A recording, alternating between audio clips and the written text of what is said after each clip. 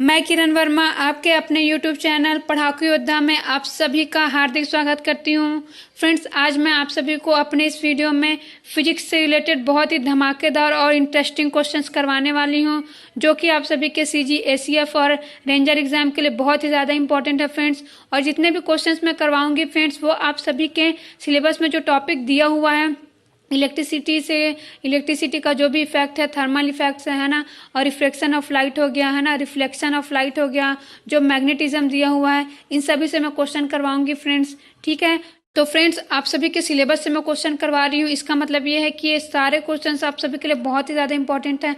और साथ ही मैं आप सभी को बता देती हूँ कि ये सारे क्वेश्चंस मैं पीटी, नीट और जो रेलवे का एग्ज़ाम होता है ना, उसमें जो डिफ़िकल्ट क्वेश्चंस पूछे जाते हैं ना, उसके साथ ही जो PMT का एग्ज़ाम होता है, इन सभी से मैं क्वेश्चंस चूज़ करके आप सभी को करवा रही हूँ। ठीक है फ्रेंड, साथ ही मैं आप सभी को बता देती हूँ कि ये वीडियो आप सभी के सिर्फ CG ACF एंड रेंजर के लिए नहीं, बल्कि जितने भी एग्ज़ाम्स हैं है ना, चाहे आप SSC का दो, रेलवे का दो, ठीक है, लैब असिस्टेंट्स का दो, किसी भी एग्जाम्स में फ्रेंड्स ये वीडियो अगर आप देख रहे हैं, अच्छे से समझ रहे हैं, मैं जो भी बताऊंगी उसको, तो हर एग्जाम में आपको ये बहुत ही ज़्यादा काम आएगा। ठीक है फ्रेंड्स, तो इसलिए आप सभी मेरे इस वीडियो को कंप्लीट ज़रूर देखिए। अगर आप कंप्लीट नहीं देखेंगे तो कोई ना कोई इम्पॉर्टेंट जो फैक्ट है फ्रेंड्स, उसको आप स्किप कर जाएंगे। ठीक है, मीन्स आपका इंपॉर्टेंट फैक्ट मिस हो जाएगा और कोई ना कोई क्वेश्चन आपका एग्जाम से छूट जाएगा। ठीक है, तो आप सभी इस वीडियो को कंप्लीट ज़रूर देखें। और साथ ही जो भी बच्चे मैथ्स से बिलोंग नहीं करते हैं, मैं उनसे कहना चाहूँगी, मीन्स जो भी बच्चे एग्रीकल्चर से हो सकते हैं ना, हो सकता है आर्ट्स से हो, या फिर कई बच्चे ऐसे होंगे जो कि बायो से हो लेकिन उनका मैथ्स थोड़ा वीक हो, तो उन सभी से मैं कहना चाहूँगी फ्रेंड्स कि मैं आप सभी को अच्छे से समझाने की पूरी कोशिश करूँगी। ठीक है, लेकिन आप सभी को भी अपनी मेहनत करनी होगी। ऐसा नहीं है कि आप सिर्फ एक ही बार वीडियो को देख रहे हैं और वीडियो को पूरा भी नहीं देख रहे हैं और बोल रहे हैं कि हमें तो कुछ समझ में नहीं आ रहा। फ्रेंड्स, अगर हमें कुछ पाना है ना मिस, अगर हमें समझना है तो हमें वीडियो को बार बार देखना होगा, हमें खुद से भी बहुत मेहनत करनी होगी। इनफैक्ट मैं खुद, अगर मुझे कोई चीज़ समझना होता है जो मेरे एग्जाम के लिए बहुत ही ज़्यादा इंपॉर्टेंट है, तो उसको मैं कम से कम 10 बार देखती हूँ। ठीक है, मीन्स 10 बार पढ़ लेती हूँ, क्योंकि मुझे पता है कि ये सारी बातें मेरे एग्जाम के लिए बहुत ही इंपॉर्टेंट है। और मुझे एग्जाम में क्या होना है, सक्सेस मिलना है ना, मीन्स सक्सेस प्राप्त करना है, अपने एम्बिशन को प्राप्त करना है। तो मैं इसके लिए क्या करती हूँ, बहुत ही मेहनत करती हूँ। मैं कम से कम 10 से भी ज़्यादा बार पढ़ लेती हूँ अगर मुझे कोई चीज़ समझ में नहीं आता है। ठीक है, तो ऐसे ही फ्रेंड्स आप सभी को अगर एक ही बार देख के समझ में नहीं आता है तो आप 2 से 3 बार ज़रूर देखिए। मैं डेफिनेटली श्योर हूँ कि आप सभी को अच्छे से समझ में आ जाएगा फ्रेंड्स। और उसके बावजूद भी अगर आप एक ही बार देख रहे हैं या फिर 2 बार देख रहे हैं और कोई भी डाउट हो जाता है फ्रेंड्स, तो बेशक आप सभी मुझे कमेंट करिएगा, मैं आपको कमेंट सेक्शन में सहायता दूंगी, या फिर जो अपना अगला वीडियो होगा फ्रेंड्स मेरा, मैं उसमें आपको बहुत ही अच्छे से और भी समझाने की कोशिश करूंगी। और वैसे भी फ्रेंड्स मैं आप सभी को जो अलग बच्चे हैं, मीन्स जो अलग सब्जेक्ट वाले बच्चे हैं, उनको समझाने के लिए मैथ्स के सारे रूल बताते हुए चलती हूँ, है ना। तो इसमें भी मैं वैसे ही मैथ्स के सारे रूल बताते हुए चलूँगी। फिर भी आपको अगर कहीं भी दिक्कत होता है तो आप सभी मुझे कमेंट करके बता सकते हैं, क्योंकि मेरा एम्बिशन आपको समझाना है। और अगर आपको समझ में नहीं आएगा तो मेरा एम्बिशन पूरा नहीं होगा। तो फ्रेंड्स आप सभी बेशक मुझे कमेंट कर सकते हैं, और मेरा वीडियो अच्छा लगता है तो भी कमेंट किया कीजिए, और साथ ही लाइक भी ज़रूर करें, क्योंकि इससे हमें मोटिवेशन मिलेगा। ठीक है फ्रेंड्स, तो चलिए फ्रेंड्स आज का ये वीडियो मैं स्टार्ट करती हूँ आप सभी के लिए बहुत ही इंपॉर्टेंट क्वेश्चंस के साथ। तो देखिए फ्रेंड्स, आज आप सभी के लिए सबसे पहला क्वेश्चन आप सभी की स्क्रीन पर शो हो रहा है। देखिए फ्रेंड्स, जो क्वेश्चन दिया हुआ है उसमें क्या दिखाई दे रहा है आप सभी को, एक इलेक्ट्रिकल सर्किट दिखाई दे रहा है। क्या दिखाई दे रहा है, एक electrical circuit. Electrical circuit means Hindi में इसे क्या कहते हैं, विद्युत परिपथ कहते हैं। ठीक है, तो आप सभी के स्क्रीन पर जो क्वेश्चन दिखाई दे रहा है उसमें एक सर्किट या फिर परिपथ शो किया गया है, ठीक है, जिसमें करंट फ्लो हो रहा है। तो आप सभी को बोला गया है कि इस परिपथ या फिर जो सर्किट है उससे हमें क्या करना है, जो आई दिखाई दे रहा है हमें सर्किट में, कहाँ पर दिखाई दे रहा है आप सभी देखिए, ये जो सी है ना, सी से जो लेफ्ट डायरेक्शन में आई दिया हुआ है। ठीक है, क्या सी जो है उसके लेफ्ट में क्या दिखाई दे रहा है, हमें आई दिखाई दे रहा है। जो करंट दिखाई दे रहा है आई, इसी का वैल्यू हमें निकालना है। ठीक है, इस सर्किट से हमें क्या करना है, ये जो आई हमें दिखाई दे रहा है करंट, इसकी वैल्यू हमें निकालना है। तो फ्रेंड्स ये क्वेश्चन जो है बहुत ही ज़्यादा ईजी है। हालांकि अगर आपने कभी सॉल्व नहीं किया होगा तो आप सभी को ये सर्किट देखकर थोड़ा सा समझ में नहीं आ रहा होगा कि हमें कैसे सॉल्व करना है, लेकिन अभी मैं जैसे ही आपको बताऊंगी आप सोचेंगे कि ये तो कितना इजी क्वेश्चन था, है ना। तो देखिए फ्रेंड्स, मैं आप सभी को बता देती हूँ कि हम इसे कैसे सॉल्व करेंगे। लेकिन सॉल्व करने से पहले एक और बात मैं आप सभी को बता देती हूँ कि ये जो करंट होता है या फिर विद्युत धारा होता है वो एक्चुअली में एक अदिश राशि है। कैसी राशि है? अदिश राशि। इंग्लिश में क्या कहते हैं? स्केलर क्वांटिटी है। ठीक है, स्केलर क्वांटिटी होने का क्या मतलब है? इसका मतलब ये है कि ये जो करंट है इसका मान हम गणित के जो सामान्य रूल होते हैं, मीन्स जो मैथ्स है उसका जो भी जनरल फॉर्मूला होता है उसी के द्वारा हम इसका वैल्यू निकाल सकते हैं। ठीक है, ये होता है स्केलर क्वांटिटी का मीनिंग। मीन्स अगर कोई भी स्केलर क्वांटिटी हमें दिया हुआ है और उसकी वैल्यू निकालने के लिए बोल रहा है तो हम जो मैथ्स का रूल यूज करते हैं उसी से ही इसकी वैल्यू हम निकाल सकते हैं। ठीक है, तो देखिए फ्रेंड्स, आप सभी इसे कैसे सॉल्व करेंगे मैं अभी आप इसको बता देती हूँ। अब आप सभी स्क्रीन पर ये जो इमेज है उसे देखते रहिए। मैं आपको इसके इमेज से ही समझाऊंगी कि आप इसे कैसे सॉल्व करेंगे। तो देखिए फ्रेंड्स, जैसा कि पॉइंट ए लेते हैं ना, सबसे पहले हम पॉइंट ए से शुरू करते हैं। तो आप सभी ए पर देख रहे होंगे, इधर से 2A करंट आ रहा है ना, और इधर से कौन सा करंट आ रहा है? 3A करंट आ रहा है। ठीक है, तो 2A और 3A करंट ये दोनों कहाँ पर आ रहे हैं? ए पर आ रहे हैं। तो ए पर मिलकर ये कितने हो जाएंगे? 5A हो जाएंगे ना। जो ए है फ्रेंड्स वो एक्चुअली में करंट का क्या है? यूनिट है, जिसे क्या कहते हैं? एम्पियर कहते हैं। क्या कहते हैं? एम्पियर कहते हैं। तो यहाँ से 2 एम्पियर का करंट आ रहा है, फिर नीचे से 3A एम्पियर का करंट आ रहा है। कितने एम्पियर का करंट आ रहा है? 3A एम्पियर का करंट आ रहा है। ठीक है, अब मैं आप सभी को एक नियम बताती हूँ, किरचॉफ का नियम।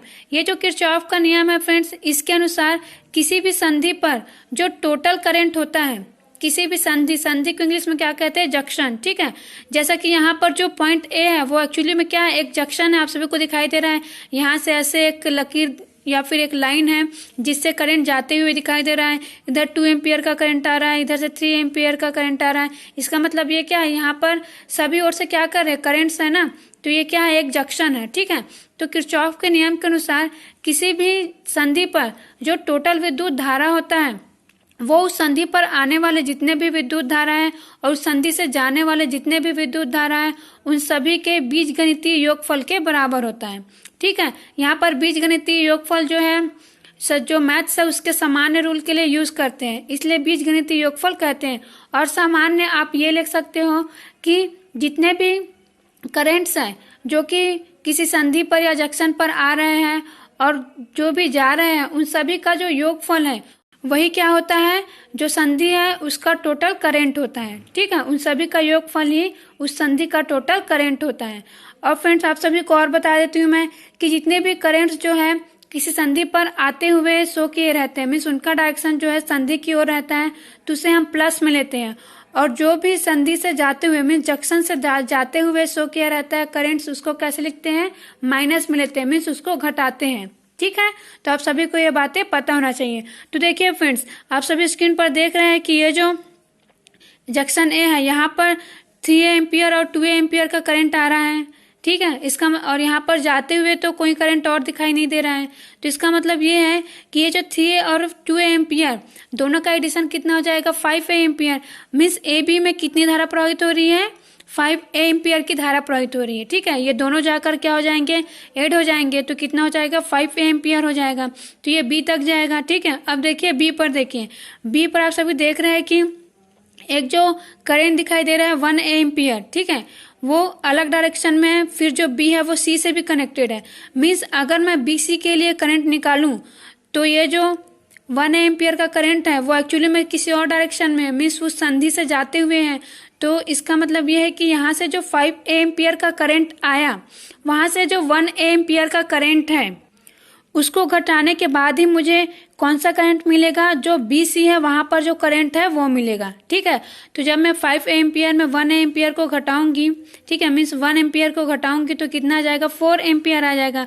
तो जो 4 एम्पियर है फ्रेंड्स वो BC में आ रहा है। ठीक है, फिर अगर मैं C में निकालूं, कहाँ पर? C पर, तो देखिए C पर इधर कौन सा करंट है? I, जिसकी वैल्यू हमें निकालनी है। और देखिए इधर एक और करंट दिखाई दे रहा है 2.2 एम्पियर का। ठीक है, 2.2 एम्पियर का भी करंट दिखाई दे रहा है मुझे। इसका मतलब ये है कि यहाँ पर जो 4 एम्पियर का करंट आया है इससे मुझे 2.2 एम्पियर के करंट को घटाना होगा।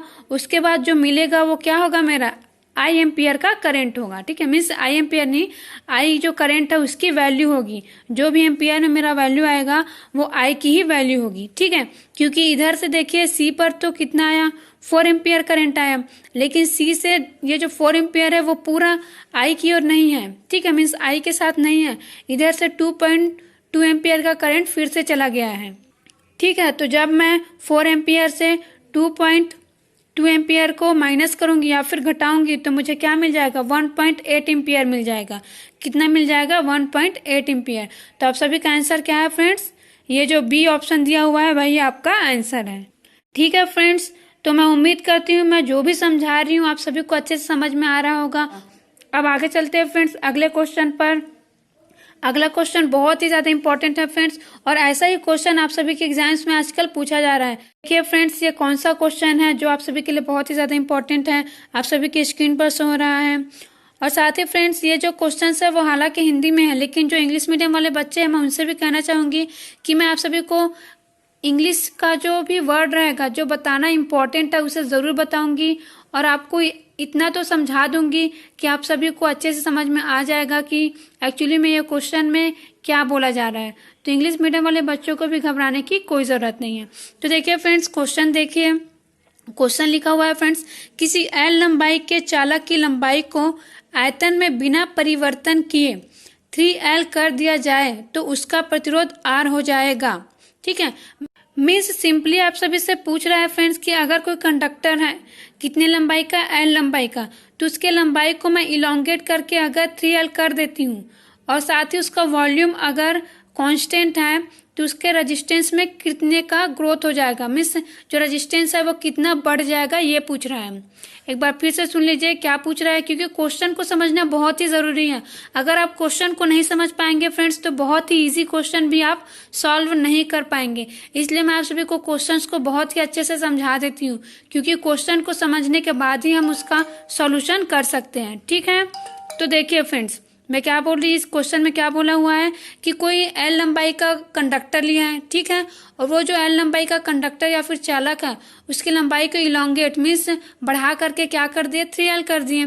तो क्या किया इन्होंने, एक और कंडीशन रखा है कि जो वॉल्यूम है वो कांस्टेंट है, मीन्स मैं लंबाई को बढ़ा तो रही हूँ लेकिन वॉल्यूम को कांस्टेंट रखते हुए, तो इसके रेजिस्टेंस में कितना वृद्धि होगा, मीन्स रेजिस्टेंस में कितना ग्रोथ होगा, ये पूछा जा रहा है, ठीक है फ्रेंड्स। उम्मीद करती हूँ आपको क्वेश्चन समझ में आ गया होगा।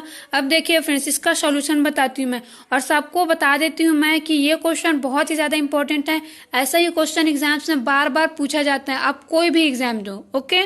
तो चलिए इसका सॉल्यूशन बहुत ही ध्यान से समझिएगा, और अगर कोई भी डाउट हो फ्रेंड्स तो बेशक आप सभी मुझे कमेंट कर सकते हैं, ठीक है फ्रेंड्स। तो देखिए फ्रेंड्स आप सभी को इस क्वेश्चन को सॉल्व करने के लिए ना एक फॉर्मूला पता होना चाहिए। कौन सा फॉर्मूला, एक फॉर्मूला होता है R is equal to rho L divided by A, ठीक है। तो ये R क्या है फ्रेंड्स, मैं आप सभी को अच्छे से समझा देती हूँ। कोई भी फॉर्मूला देख के आप सभी घबराया बिल्कुल ही मत कीजिए।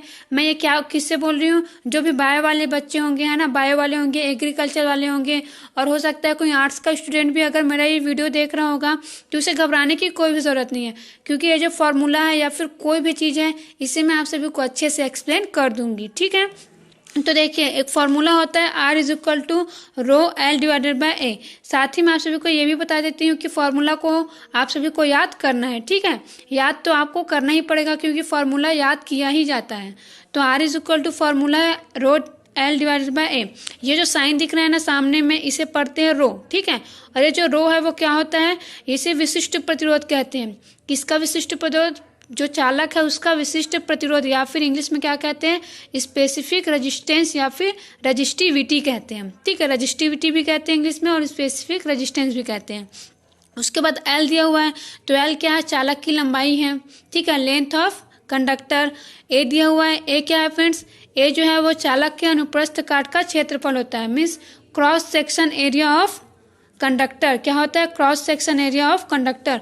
और ये जो R है वो R क्या है, रेजिस्टेंस है, ठीक है। और ये जो रेजिस्टेंस है उसे हिंदी में क्या कहते हैं, हम प्रतिरोध कहते हैं।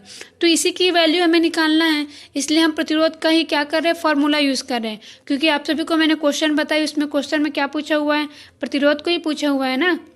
कि प्रतिरोध में कितनी वृद्धि होगी, इसलिए हम प्रतिरोध या फिर रेजिस्टेंस का ही फॉर्मूला यूज़ कर रहे हैं। ठीक है, साथ ही मैं आप सभी को समझा देती हूँ कि ये जो क्रॉस सेक्शन एरिया है आखिर वो होता क्या है। तो देखिए फ्रेंड्स, क्रॉस सेक्शन एरिया क्या होता है, आप सभी देखिए, मैं एक जो तार होता है या फिर जो वायर होता है उसका इमेज बनाई हूँ, है ना। तो देखिए इसमें ये जो होता है वो लंबाई होता है, आप सभी अपनी स्क्रीन पर देखिए। ठीक है, और आप सभी देख रहे हैं मैं उसमें शो कर रही हूँ क्रॉस सेक्शन एरिया। ठीक है, ये जो सर्कल होता है, ठीक है, यही जो है क्या है, एक्चुअली में क्रॉस सेक्शन एरिया है, किसका, जो वायर है या फिर जो कंडक्टर है उसका। ठीक है, तो आप सभी को समझ में आ गया होगा कि क्रॉस सेक्शन एरिया या फिर अनुप्रस्थ काट का क्षेत्रफल आखिर होता क्या है। अब देखिए, अब हमें इस क्वेश्चन को सॉल्व करना है। तो देखिए फ्रेंड्स, आप सभी को क्वेश्चन सॉल्व करने के लिए पहले क्वेश्चन को समझना ज़रूरी होता है। तो क्वेश्चन में फ्रेंड्स बोला गया है कि जो कंडक्टर है उसका जो वॉल्यूम या फिर आयतन होता है वो कांस्टेंट होता है। क्या होता है, कांस्टेंट होता है। ठीक है, तो देखिए फॉर्मूला में क्या है, मैं क्या बताई, जो नीचे दिया हुआ है वो क्या है, क्षेत्रफल है। तो क्षेत्रफल को हमें वॉल्यूम में चेंज करने के लिए क्या करना पड़ता है, जो एल है उससे इंटू करना पड़ता है। किससे, जो एल है उससे इंटू या फिर गुना करना पड़ता है। तो देखिए अगर हम मैथ्स में चलते हैं तो मैथ्स में ना किसी के साथ ना धोखाधड़ी नहीं किया जाता और ना ही किसी के साथ कोई पार्शलिटी की जाती है। अगर हम एल से इंटू करेंगे ए को, तो एल से ऊपर में भी इंटू करना पड़ेगा जो रो और एल दिया है उसके साथ। ठीक, क्योंकि ना मैथ्स में किसी के साथ कोई भी पार्शलिटी नहीं की जाती है। मैथ्स जो है सबके लिए समान रूल लेकर चलता है। तो अगर हम नीचे में एल का इंटू करेंगे ना तो हमें ऊपर भी एल का इंटू करना पड़ेगा। ठीक है, ये कैसे हो रहा है, मैथ्स के रूल से हो रहा है। ठीक है फ्रेंड्स, तो देखिए हम जब वॉल्यूम में चेंज करते हैं ए को तो उसके लिए एल से इंटू करना ज़रूरी है। इसलिए जब नीचे में हम एल से इंटू करेंगे तो हमें ऊपर में भी एल से इंटू करना पड़ेगा। इंटू मीन्स गुना करना पड़ेगा। ठीक है, तो हम ऊपर और नीचे दोनों में गुना कर रहे हैं। अब आगे देखिए फ्रेंड्स, जब मैं ऊपर और नीचे दोनों में इंटू करूंगी तब सभी देख रहे हैं कि ऊपर में भी एल है। ठीक है, तो एल और एल कितने एल हो गए, 2 एल हो गए ना, तो कितना हो जाएगा, एल का स्क्वायर हो जाएगा, एल का वर्ग हो जाएगा। ठीक है, ये किससे होता है, मैथ्स का रूल होता है जो कि घातांक नियम कहते हैं, जिसे हम हिंदी में और इंग्लिश में कहते हैं एक्सपोनेंशियल रूल। ठीक है, उस रूल के अकॉर्डिंग फ्रेंड्स अगर बेस सेम होता है तो उनके पावर में जो भी रहता है वो ऐड हो जाता है। ठीक है, तो देखिए यहाँ पर हालांकि पावर नहीं शो किया गया है और कभी भी पावर नहीं शो किया गया है, इसका मतलब ये है कि वहाँ पर 1 है। तो 1 और 1 कितना हो जाएगा, 2 हो जाएगा। ठीक है, तो ये हो जाएगा पी एल का स्क्वायर। ठीक है, एल का वर्ग भी कह सकते हैं और इंग्लिश में एल का स्क्वायर कहते हैं। और नीचे में देखिए ए इंटू एल करी, तो मैं किस लिए करी थी, वॉल्यूम में चेंज करने के लिए। तो यहाँ पर मैं वी लिखी, किसके लिए लिखी हूँ, वॉल्यूम के लिए, मीन्स आयतन के लिए लिखी हूँ। ठीक है, तो देखिए फ्रेंड्स, आप सभी को क्वेश्चन में क्या बोला गया है कि ये जो वॉल्यूम है एक्चुअली में वो क्या है, वो कांस्टेंट है। ठीक है, साथ ही मैं आप सभी को बता देती हूँ कि ये जो रो होता है वो किसी भी मटेरियल के लिए क्या होता है, कांस्टेंट होता है। तो हमने क्या किया, एक कंडक्टर लिए थे, वही कंडक्टर का क्या किया, हमने लंबाई को बढ़ा दिए और तो कुछ नहीं किए ना, मीन्स कंडक्टर तो वही था, मीन्स मटेरियल क्या होगा, सेम होगा। तो किसी भी मटेरियल या फिर पदार्थ के लिए जो रजिस्टिविटी होती है वो हमेशा सेम रहता है। ठीक है, तो यहाँ पर रो और वी क्या हो गया, कांस्टेंट हो गया। क्या हो गया, कांस्टेंट हो गया। इसका मतलब यह है कि जो आर है वो किस पर डिपेंड कर रहा है, ओनली एल पर डिपेंड कर रहा है। ठीक है, एल पर डिपेंड कर रहा है, कहने का मतलब यह है कि जब रो और वी चेंज नहीं हो रहा है, इसका मतलब यह है कि जैसे जैसे एल चेंज होगा, एल के चेंज होने के अकॉर्डिंग ही जो आर है वो चेंज होगा। ठीक है, क्योंकि ये दोनों तो कांस्टेंट है, कांस्टेंट मतलब होता है जो नहीं बदलता, लेकिन एल क्या है, कांस्टेंट नहीं है। पहले एल था, बाद में हमने क्या कर दिया, 3L कर दिया। मीन्स ये जो आर है वो सिर्फ किस पर डिपेंड कर रहा है, अब एल पर डिपेंड कर रहा है। तो मैं इसको कैसे लिख सकती हूँ, R is directly proportional to L square. ठीक है, तो इससे एक फॉर्मूला लिख लेगा जिसे मैं डायरेक्टली लिख दी हूँ और इधर मैं आप सभी के लिए शो भी कर दी हूँ कि आप सभी से कैसे निकाल सकते हैं।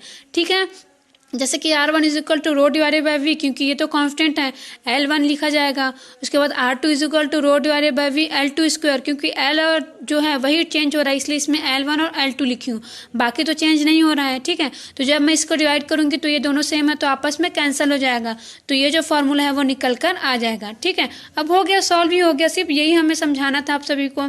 देखिए अब R1 डिवाइडेड बाई R2। ठीक है, पहले जब लंबाई L था तब पर रेजिस्टेंस में क्या मानी हूँ, R1 मानी हूँ। ठीक है, मीन्स जब चालक की लंबाई L थी तब उसका प्रतिरोध कितना मानी हूँ मैं, R1 मानी हूँ। ठीक है, उसके बाद जब मैं उसके लंबाई में वृद्धि कर दी, 3L कर दी, तो मैं क्या मान ली हूँ, R2 मान ली हूँ। अब देखिए ये जो फॉर्मूला है L1, तो L1 क्या दिया हुआ है हमारे क्वेश्चन में, कैपिटल L दिया हुआ है, और L2 क्या दिया हुआ है, 3L दिया हुआ है ना। दिया हुआ है ना फ्रेंड्स। तो देखिए अब आगे क्या होगा, एल स्क्वायर, और जब जो 3 होता है फ्रेंड्स उसका स्क्वायर क्या होता है, 3 त्रिक 9 मीन्स 9 होता है, तो कितना हो गया 9l स्क्वायर। ठीक है, तो एल स्क्वायर सेम है ना, तो ये भी कैंसिल हो जाएगा। फिर मैं आप सभी को अपने पिछले वीडियो में फ्रेंड्स बता चुकी हूँ कि क्रॉस मल्टीप्लाई होता है ना। अगर आपने मेरा केमिस्ट्री का लेक्चर देखा होगा या फिर फिजिक्स का पिछला लेक्चर देखा होगा फ्रेंड्स, तो उसमें मैं अच्छे से बता चुकी हूँ कि जो क्रॉस मल्टीप्लिकेशन होता है वो क्या होता है।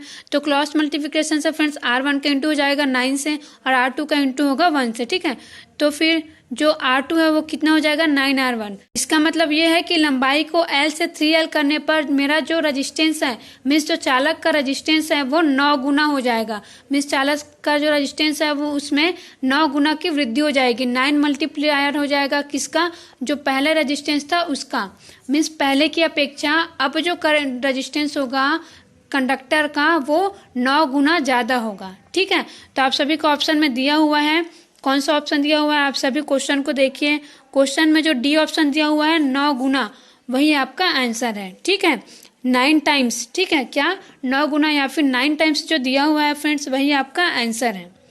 तो आप सभी ऐसे ही किसी भी क्वेश्चन को सॉल्व कर सकते हैं। अगर लंबाई में वृद्धि की जा रही हो या फिर कमी की जा रही हो, इन दोनों क्वेश्चंस को आप सभी इसी एक फार्मूले से सॉल्व कर सकते हैं। ठीक है, तो आप सभी डायरेक्टली फार्मूला भी याद रख सकते हैं। फार्मूला कैसे आया ये मैं आप सभी को समझाने के लिए लिखी हूँ, मीन्स बताई हूँ, ताकि आप सभी को रटना ना पड़े और अगर आप कोई फार्मूला भूल गया है तो आसानी से उसे डिराइव कर सके या फिर निकाल सके। ठीक है फ्रेंड्स, तो ऐसे आप सभी को समझ में आ गया होगा कि अगर लंबाई को L से 3L करते हैं तो जो कंडक्टर है उसका रेजिस्टेंस जो है पहले के रेजिस्टेंस का कितना हो जाता है 9 टाइम्स हो जाता है। कितना हो जाता है 9 टाइम्स हो जाता है। ठीक है, तो R2 is equal to 9R1 means ये 9 गुना हो जाएगा।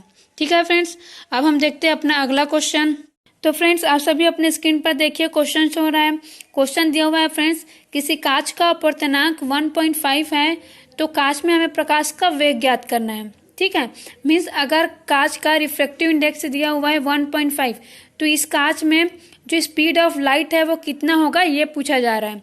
तो फ्रेंड्स ये बहुत ही सिंपल है, इसका एक सिंपल सा फॉर्मूला होता है, आप सभी इसे याद रख लीजिएगा।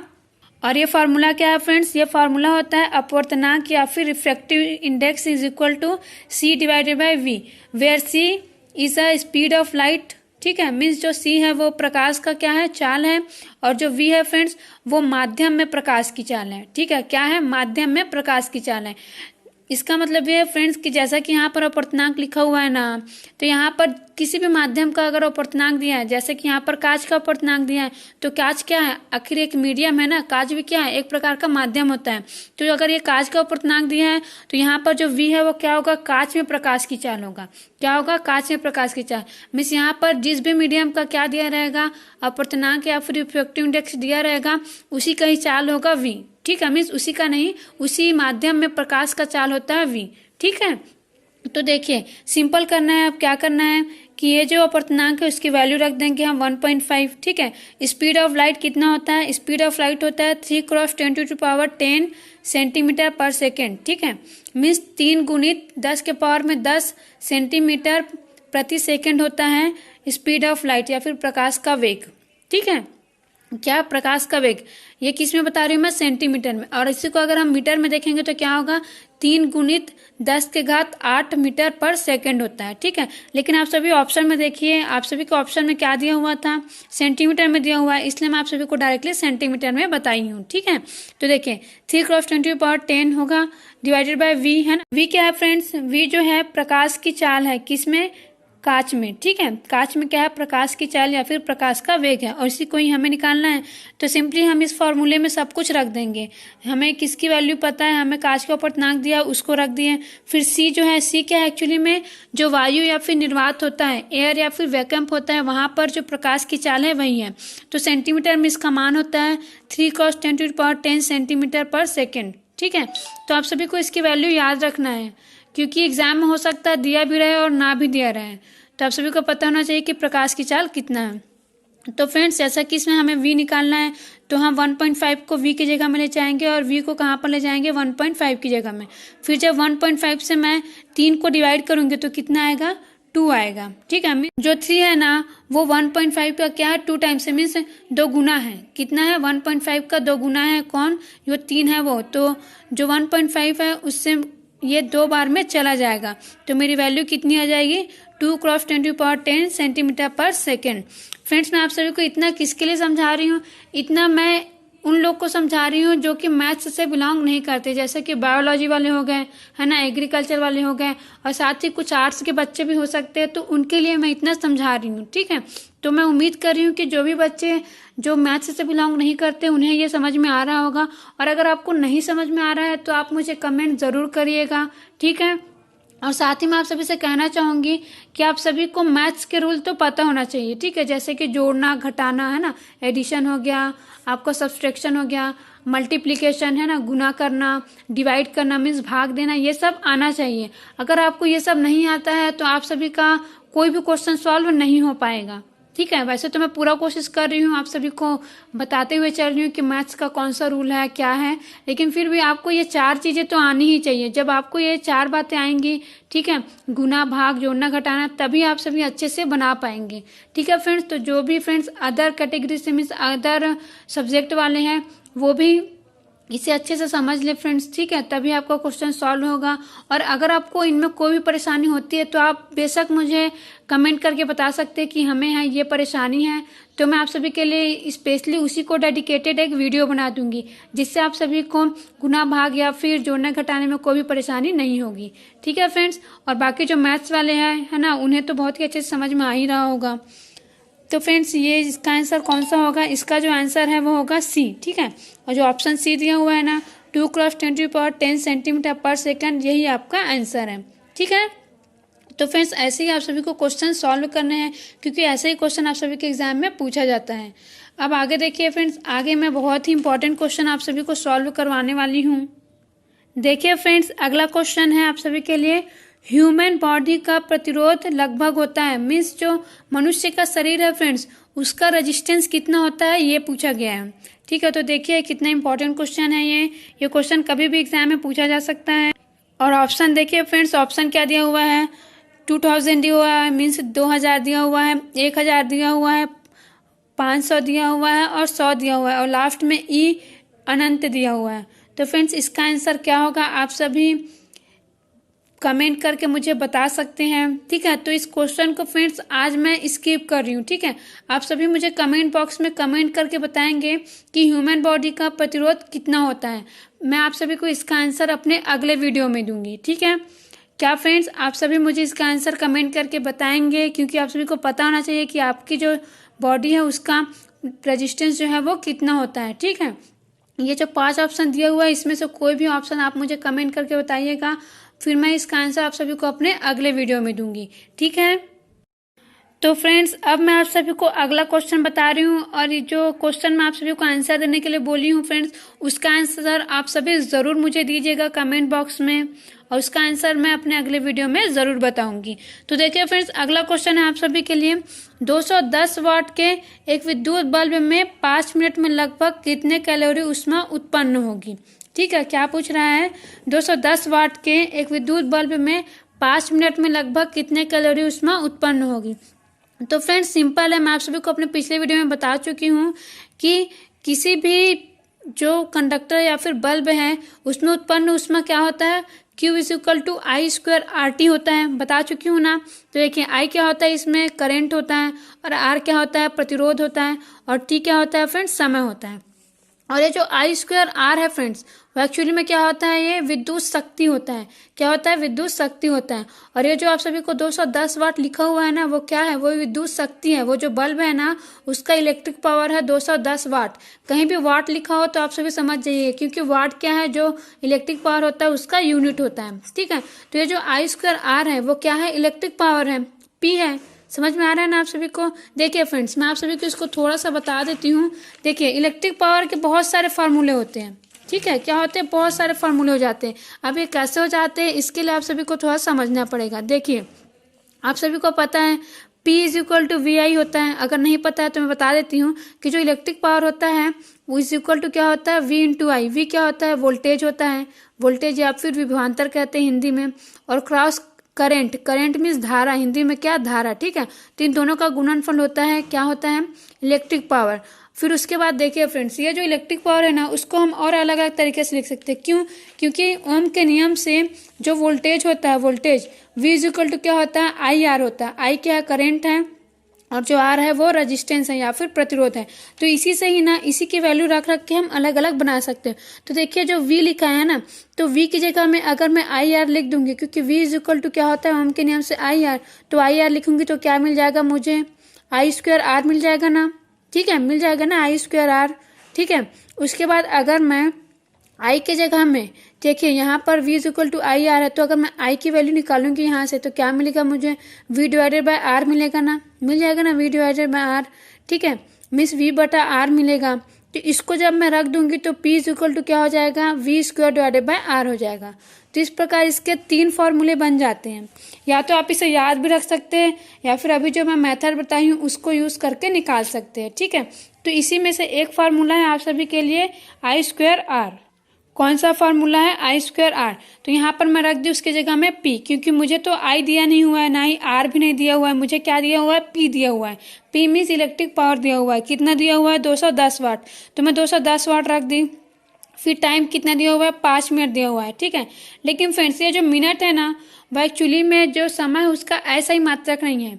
जो वाट है ना, वो समय का क्या ऐसा यूनिट है। तो मैं मिनट को किस में चेंज करूंगी, सेकंड में चेंज करूंगी, क्योंकि मिनट का जो मीन्स जो समय होता है उसका ऐसा यूनिट क्या होता है, सेकंड होता है।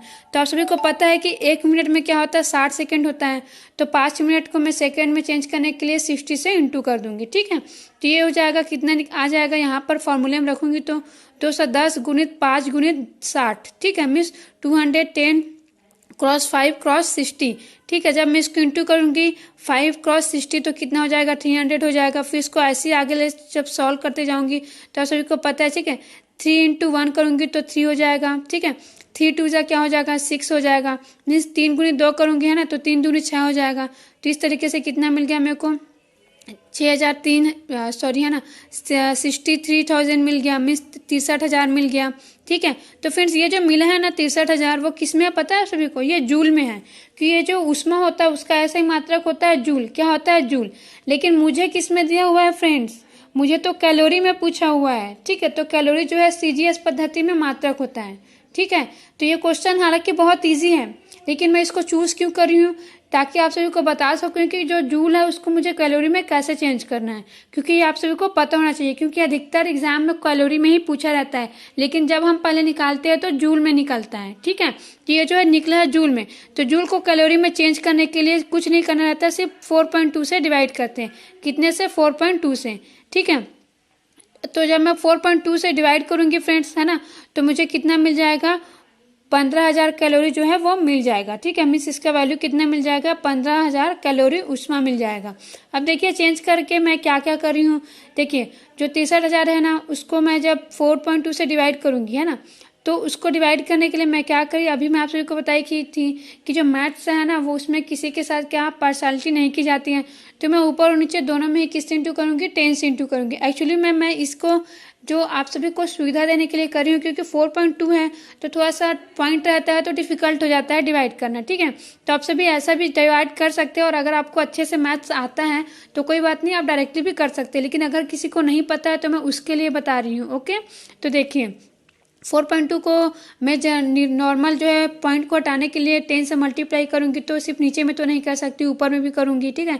ऊपर और नीचे करूंगी तो मेरे को इतना मिल जाएगा, पॉइंट हट जाएगा, क्योंकि जितना जीरो रहता है ना, ठीक है, 1 के साथ जितना जीरो रहता है उतना ही दशमलव वाला जो हिस्सा है, मीन्स जो अंक है वो दशमलव के पहले आ जाता है, ठीक है। तो ये दशमलव के पहले आ जाएगा 42, ठीक है। कितना हो जाएगा फिर, 42 हो जाएगा, 42 हो जाएगा। तो फिर जो 21 है ना, 21 का मल्टीप्लायर होता है ये दोनों, ठीक है। अगर मैं इसको डिवाइड करूंगी तो 21 या 63 है ना, 21 दूनी 42, ठीक है। तो ये हो जाएगा 3 डिवाइडेड बाई 2। तो फिर जब मैं 2 से अब इसे 30 को डिवाइड करूंगी तो सिंपल कितना आ जाएगा, 15 आ जाएगा, मीन्स 15 आ जाएगा। तो इसका आंसर कितना हो जाएगा, 15,000 कैलोरी हो जाएगा, ठीक है। तो फ्रेंड्स इतना मैं इसलिए बता रही हूँ, जो मैथ्स वाले हो तो इजीली बना सकते हैं, लेकिन जो बायो वाले हैं उन्हें भी समझ में आना चाहिए, और जो अदर सब्जेक्ट वाले हैं उन्हें भी समझ में आना चाहिए, ठीक है। तो उम्मीद करती हूँ कि मैं जो भी समझा रही हूँ वो समझ में आ रहा होगा, और कुछ भी अगर आपको डाउट होता है तो आप मुझे कमेंट कर सकते हैं। मैं अब अगला क्वेश्चन देखिए फ्रेंड्स, अगला क्वेश्चन है आप सभी के लिए। IS कोड के अनुसार अर्थिंग तार का रंग क्या होता है, ये पूछा गया है। क्या पूछा गया है, जो अर्थिंग तार होता है मीन्स घरों में जो अर्थिंग वायर होता है फ्रेंड्स, उसका कलर कौन सा है, ये पूछा गया है।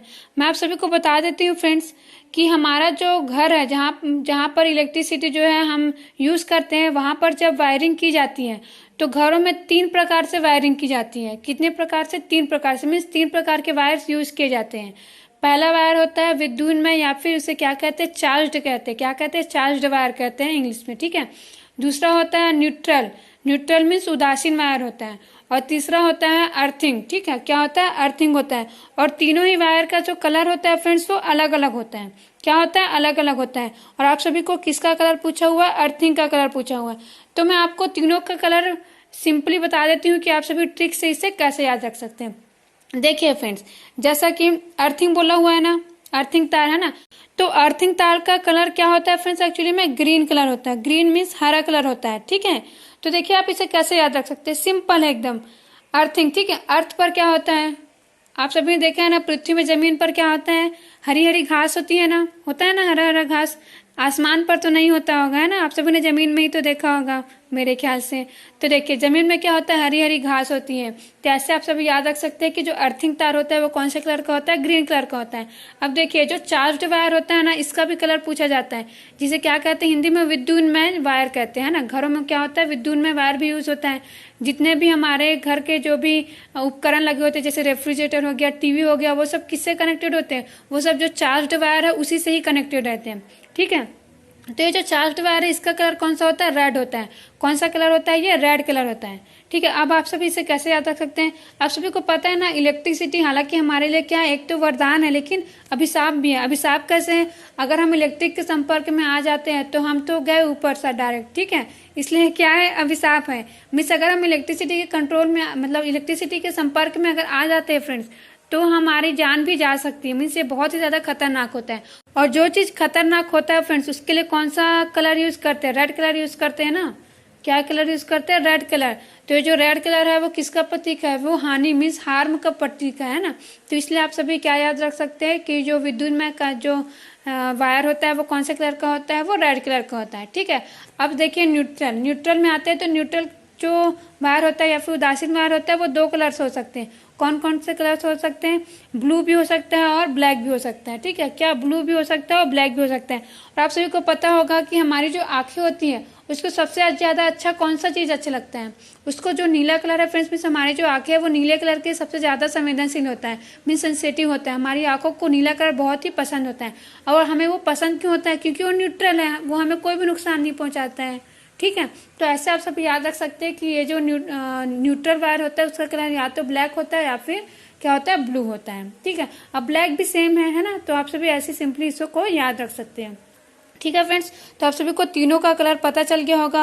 और आप सभी का आंसर कौन सा होगा, इसमें से जो डी ऑप्शन दिया हुआ है ना, वही आपका आंसर होगा। कौन सा, ग्रीन वाला। तो देखिए मैं आप सभी को इतना अच्छा क्या बता दिया, अभी ट्रिक भी बता दी। तो मेरे ख्याल से अब आप सभी इसे कभी नहीं भूलेंगे, है ना फ्रेंड्स। तो चलिए अब आगे देख लेते हैं। आगे का क्वेश्चन भी आप सभी के लिए बहुत ही इंपॉर्टेंट है। देखिए फ्रेंड्स, आप सभी को क्वेश्चन जो दिया हुआ है उसमें क्या दिया हुआ है, एक परिपथ या फिर सर्किट दिया हुआ है, ठीक है। अब इस सर्किट से हमें क्या करना है, जो करंट है उसका मान निकालना है। क्या निकालना है, जो करंट है उसका मान निकालना है। तो मैं आपको इसको कैसे निकालती हूँ इसको अच्छे से समझा देती हूँ, क्योंकि ऐसा क्वेश्चन भी एग्जाम में पूछा जाता है। तो देखिए फ्रेंड्स, आप सभी को दिखाई दे रहा है इसमें जो 2 करंट रेजिस्टेंस दिया हुआ है, क्या दिया हुआ है, रेजिस्टेंस दिया हुआ है 3 ओम दिया हुआ है और 5 ओम दिया हुआ है ऊपर में। तो ये दोनों किस क्रम में है, ये जो आपस में जुड़े हुए हैं फ्रेंड्स, ये श्रेणी क्रम में है। कौन सा क्रम है इनका, श्रेणी क्रम है, ठीक है। उसी तरह जो नीचे में है फ्रेंड्स 2 ओम और 6 ओम, ये कौन से क्रम में है, ये भी श्रेणी क्रम में है, ठीक है। देखिए श्रेणी क्रम किसे कहते हैं, मैं आप सभी को पहले ही बता चुकी हूँ ना, आप सभी को इमेज शो करी थी। तो देखिए फ्रेंड्स, श्रेणी क्रम में क्या होता है, जो एक रेजिस्टेंस होता है उसका एक टर्मिनल जो है वो दूसरे रेजिस्टेंस से जुड़ा होता है, ठीक है। मीन्स जो रेजिस्टेंस होते हैं उनका जो टर्मिनल होता है वो अलग अलग जगह पे रहता है। और अगर हम किस में देखें, अगर पैरेलल में देखें तो जितने भी रेजिस्टेंस है उसका जो पहला टर्मिनल होता है वो एक पॉइंट पर रहता है और जो दूसरा टर्मिनल होता है वो दूसरे पॉइंट पर रहता है। सपोज इसी वाला जो आपका दिखाई दे रहा है सर्किट, इसी में ही देखिए फ्रेंड्स, अगर 3 ओम और 5 ओम को हम देखें और इन दोनों को मिलाकर एक रेजिस्टेंस बन जाएगा जब हम इसका इक्विवेलेंट निकालेंगे, और नीचे में जो 2 ओम और 6 ओम है इन दोनों को मिलाकर एक रेजिस्टेंस बन जाएगा। तो जब इनका जो एक रेजिस्टेंस बनेगा है ना, तब देखिए ये दोनों का एक जो सिरा है फ्रेंड्स वो आपस में मिलेगा ना, यहाँ पर ऐसे दिखाई दे रहा है ना, मैं शो कर रही हूँ आप सभी को, देखिए स्क्रीन पर। तो इसका भी और दूसरा सिरा इधर मिलेगा, राइट में मिलेगा, पहला सिरा जो है लेफ्ट में मिलेगा और दूसरा सिरा राइट में मिलेगा। तो इस प्रकार जो रहता है वो क्या रहता है, पैरेलल में रहता है। ठीक है, तो आप सभी को समझ में आना चाहिए कि पैरेलल क्या होता है और जो ऑर्डर वाइज होता है, मीन्स जो श्रेणी क्रम में या फिर सीरीज में होता है वो कैसे होता है, क्योंकि कई सारे जो सर्किट है वो थोड़ा सा कॉम्प्लिकेटेड रहता है। तो उसमें हम ये जो विधि है इसी से क्या पता लगाते हैं कि कौन सा जो है श्रेणी क्रम में और कौन सा समांतर क्रम में। ठीक है, तो उम्मीद करती हूँ आपको समझ में आ गया होगा कि श्रेणी क्रम और समांतर क्रम क्या है। एक बार फिर से बता देती हूँ कि समांतर क्रम में क्या होता है, जितने भी रेजिस्टेंस है उनका एक सिरा एक बिंदु पर रहता है, दूसरा सिरा दूसरे बिंदु पर रहता है। ठीक है, और श्रेणी क्रम में क्या होता है, एक सिरा एक जो रेजिस्टेंस है उसका एक सिरा दूसरा सिरा जो है दूसरे रेजिस्टेंस के पहले सिरे से कनेक्ट रहता है, फिर जो दूसरा रेजिस्टेंस है उसका जो दूसरा सिरा है वो तीसरे सिरे के जो तीसरा रेजिस्टेंस है उसके पहले सिरे से कनेक्ट रहेगा, सिरा मीन्स टर्मिनल से कनेक्ट रहेगा। ठीक है, इस प्रकार इनका जो सिरा है वो एक ही पॉइंट पर कम नहीं मिलते हैं। ठीक है, लेकिन जो पैरेलल है उसमें एक ही पॉइंट पर मिलते हैं। ठीक है फ्रेंड्स, तो देखिए अब इसको सिंपली सॉल्व करेंगे। जो श्रेणी क्रम में होता है फ्रेंड्स, कभी भी अगर रेजिस्टेंस श्रेणी क्रम में होता है तो उसको कैसे निकालते हैं, R is equal to simply R1 plus R2 करते हैं। ठीक है, तो पहले ऊपर वाले का निकाल लेते हैं हम लोग, R1 प्लस R2 हो गया। ठीक है, तो कितना हो जाएगा, 8 हो जाएगा। उसी तरीके से नीचे का निकालेंगे तो ये भी 8 हो जाएगा, 2 प्लस 6। ठीक है, अब ये जो 5 और 3, ठीक है, ऊपर में जो 5 और 3 दिया उनको मिलाकर जो रेजिस्टेंस बनेगा फ्रेंड्स है ना, और नीचे में जो 2 ओम और 6 ओम का रेजिस्टेंस है इनको मिलाकर जो रेजिस्टेंस बनेगा फ्रेंड्स, ये दोनों आपस में कैसे हैं, पैरेलल है। ठीक है, पैरेलल है। तो अब मैं इसका इक्विवेलेंट कैसे निकालूंगी, पैरेलल वाला जो फॉर्मूला है उससे निकालूंगी। तो पैरेलल वाला फॉर्मूला होता है 1 divided by R equivalent is equal to 1 divided by R1 plus 1 divided by R2। ठीक है, मीन्स 1/R1 प्लस 1/R2। तो मैं रख दी इसको फॉर्मूले में। ठीक है, अब मैं इसको सॉल्व करती हूँ। तो देखिए 1 डिवाइडेड बाय 8 1 डिवाइडेड बाय 8 हो गया। तो ये कितना हो गया फ्रेंड्स, नीचे में क्या है, जब हर सेम रहता है फ्रेंड्स है ना, नीचे जब डिनोमिनेटर सेम रहता है तो ऊपर में जो भी रहता है वो आपस में ऐड हो जाता है। तो यहाँ पर 1 और 1 है तो कितना हो जाएगा, 2 हो जाएगा। तो 2 डिवाइडेड बाय 8 हो जाएगा। तो जब मैं डिवाइड करूंगी तो 2 4 जा कितना होता है, 8 होता है। ठीक है, मीन्स 2 चौक कितना होता है, 8 होता है। तो कितना आ जाएगा, 4 आ जाएगा। तो 1 डिवाइडेड बाय 4 आ गया।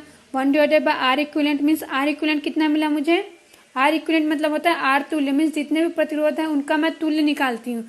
तो कितना होता है, ये कितना मिला मुझे, 4 ओम मिला। कितना मिला, 4 ओम मिला ना फ्रेंड्स। देखिए अच्छे से है ना, मैं अच्छे से बता रही हूँ आप सभी को, जिससे आप सभी को कोई भी कंफ्यूजन ना हो फ्रेंड्स, क्योंकि जब आप इसे सॉल्व करेंगे तभी आपको समझ में आएगा कि एक्चुअली में इसका आंसर क्या है ना, और हमें कैसे इसको सॉल्व करना है।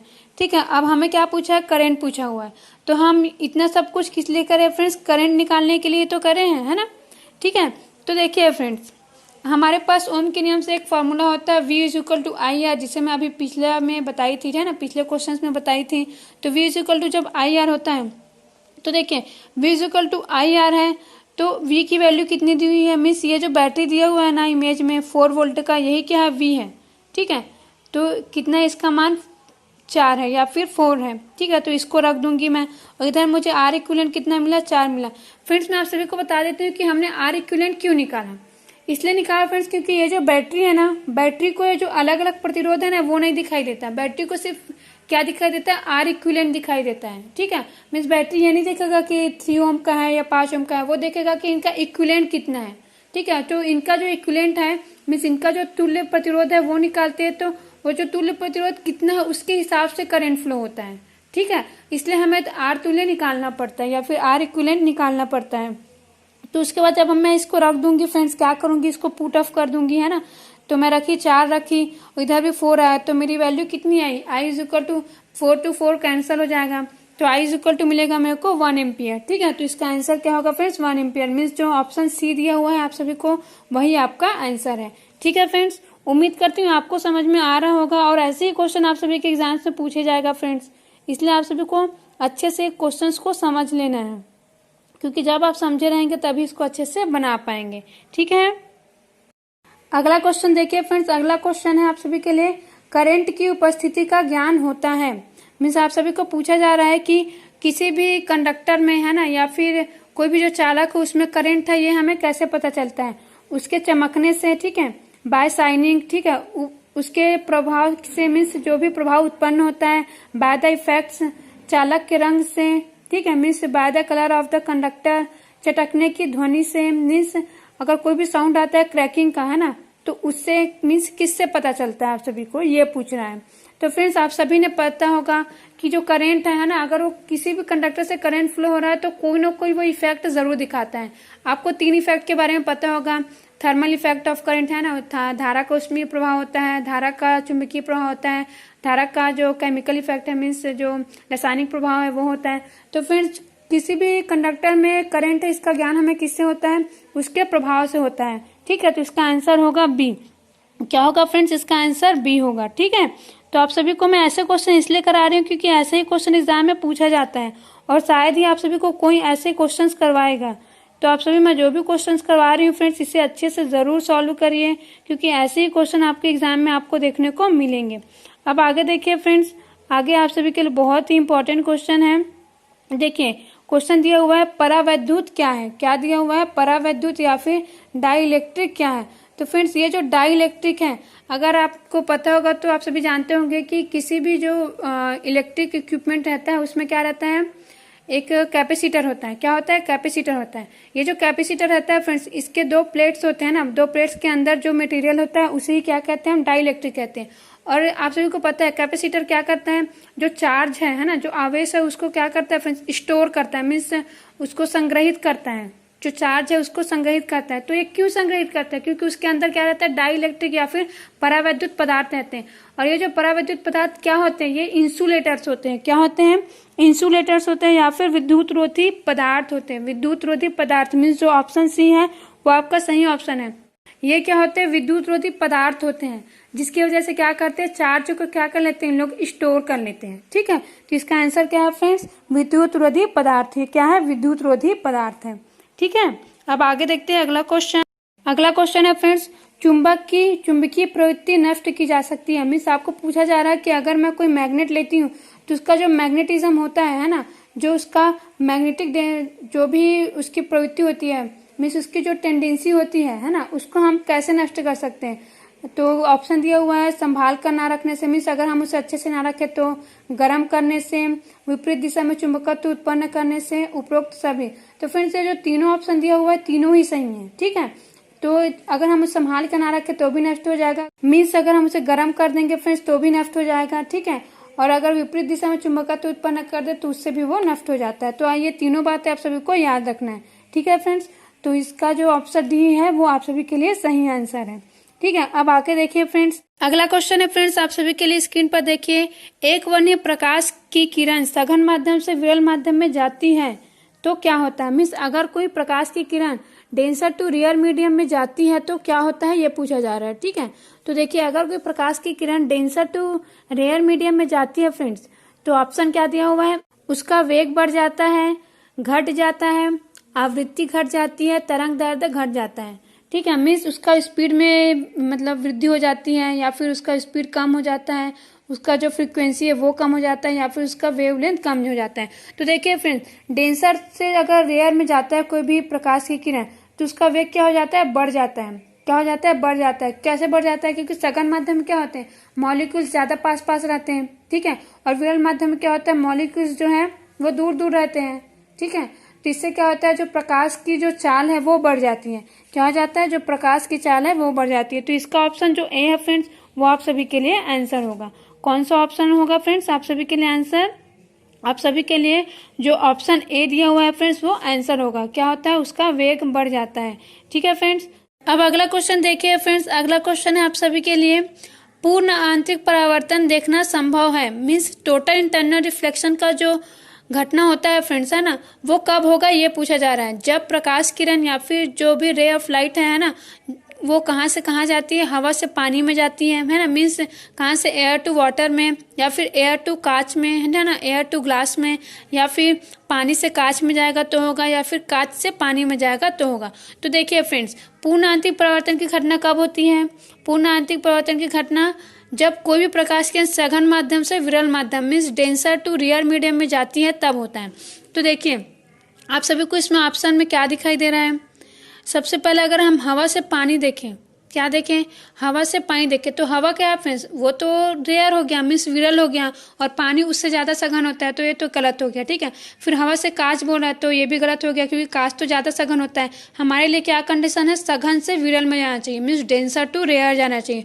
तो देखिए ये जो ऑप्शन आप सभी को दिखाई दे रहा है डी, है ना, कांच से पानी में, यही आपका सही ऑप्शन है, ठीक है। क्योंकि हम सभी जानते हैं कि सबसे ज़्यादा डेंसर या फिर सबसे ज़्यादा सघन क्या होता है? जो ठोस होता है या फिर सॉलिड होता है वो होता है, उसके बाद लिक्विड, है ना, उसके बाद होता है एयर, मीन्स एयर में तो कुछ रहता ही नहीं है, मीन्स वो डेंसर रहता ही नहीं है, वो रेयर ही रहता है ना। तो इसमें जो ऑप्शन दिया हुआ है उसमें कांच क्या है? एक सॉलिड है, और पानी क्या है? एक लिक्विड है। तो यहाँ पर क्या हो रहा है? डेंसर टू रेयर जा रहा है, कांच से पानी में, तो ये आपका सही आंसर हो जाएगा डी, ठीक है। मीन्स पूर्ण आंतरिक परावर्तन की घटना कब होगी? जब कोई प्रकाश किरण कांच से पानी में जाएगा। तो देखिए फ्रेंड्स, ऐसे ऐसे क्वेश्चन आप सभी के एग्जाम से बन सकते हैं। अब आगे देखिए फ्रेंड्स, आगे आप सभी के लिए, यदि पृथ्वी पर वायुमंडल नहीं होता तो दिन की लंबाई क्या होता?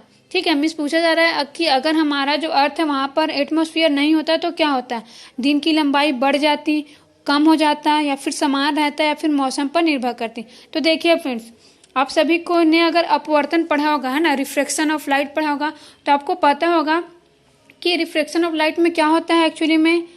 जो सूर्य है ना, सूर्य या फिर सन जो है डूब जाता है ना, उसके बाद भी कुछ समय तक हमें उसकी जो लाइटें हैं वो मिलती है, ठीक है। ये किसके कारण होता है? ये रिफ्लेक्शन ऑफ लाइट की वजह से होता है। क्या होता है? जो सूर्य है ना, जब वो छिप जाता है, मीन्स जब वो क्या हो जाता है? सनसेट हो जाता है, उसके बावजूद भी उसकी लाइट्स हम तक पहुंचती है। ये किसकी वजह से होता है? रिफ्लेक्शन ऑफ लाइट की वजह से होता है, या फिर प्रकाश के अपवर्तन की वजह से होता है। और प्रकाश का अपवर्तन क्यों होता है फ्रेंड्स? क्योंकि अर्थ में क्या है? वायुमंडल है। अब क्या है? वायुमंडल या फिर एटमॉस्फेयर है। अर्थ में क्या है? एटमॉस्फेयर है, और एटमॉस्फेयर होने के कारण ही क्या होता है? रिफ्लेक्शन ऑफ लाइट होता है, ठीक है। तो इसका मतलब ये है कि अभी क्या होता है, अगर वायुमंडल है तो क्या हो रहा है? हमें जो सूर्य की लाइट है वो सूर्य के छिप जाने के बावजूद भी मिलता है, जिसकी वजह से क्या होता है? दिन थोड़ा सा बड़ा रहता है। तो अगर वायुमंडल नहीं होगा फ्रेंड्स तो क्या होगा? रिफ्लेक्शन ऑफ लाइट नहीं होगा, तो इससे क्या होगा? जो दिन है उसकी लंबाई कम हो जाएगी। क्या हो जाएगा? कम हो जाएगा, ठीक है फ्रेंड्स। तो फ्रेंड्स देखिए, मैं आप सबको इतने अच्छे अच्छे क्वेश्चंस करवाई हूँ, तो आप मुझे मेरे इस वीडियो को लाइक ज़रूर करिएगा, और साथ ही फ्रेंड्स मैं जितने भी क्वेश्चन करवाती हूँ इसे अच्छे से ज़रूर समझिएगा। तो ये रहा फ्रेंड्स आप सभी के लिए बहुत ही ज़्यादा इंपॉर्टेंट सेशन, जिसमें मैं इतने इंपॉर्टेंट क्वेश्चंस करवाई हूँ, अलग अलग जगह से मैं इसको चूज़ करके लाई हूँ फ्रेंड्स। चाहे वो पीएमटी हो, पीटी हो, नीट एग्ज़ाम हो, रेलवे का एग्ज़ाम हो, इन सभी एग्ज़ाम से मैं कलेक्शन करके लाई हूँ, क्योंकि ऐसे ही क्वेश्चन सब एग्ज़ाम में पूछे जाते हैं, क्योंकि क्वेश्चंस को डिफ़िकल्ट करना होता है। तो फ्रेंड्स आप सभी को मेरा ये वीडियो कैसा लगा प्लीज़ मुझे कमेंट करके ज़रूर बताइए, और कोई भी डाउट हो तो भी बेशक आप मुझे कमेंट कर सकते हैं। ओके फ्रेंड्स, और जो भी नए बच्चे हमसे कनेक्ट हो रहे हैं वो हमारे इस यूट्यूब चैनल को सब्सक्राइब करना तो बिल्कुल ना भूलें, क्योंकि अगर आप सब्सक्राइब नहीं करेंगे तो सही टाइम पर आपके पास नोटिफिकेशन नहीं जाएगा, जिससे आप अच्छे से तैयारी नहीं कर पाएंगे। तो आपके पास रेगुलर नोटिफिकेशन जाए, इसके लिए आप सभी हमारे इस यूट्यूब चैनल को सब्सक्राइब ज़रूर करिए। Thank you friends.